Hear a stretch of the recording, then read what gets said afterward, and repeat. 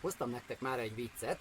Igen, tudom, ismeritek, de a végére tettem egy tanulságot, úgyhogy hallgassátok végig saját magatokért.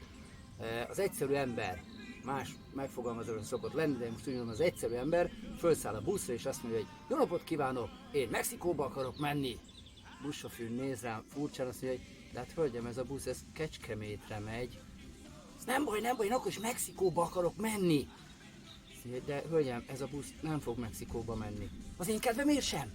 Nem, az ön kedvéért sem. Nem baj, azért felszállok. És felszáll a buszra, és mindenki néz. Most ebből mi volt a tanulság?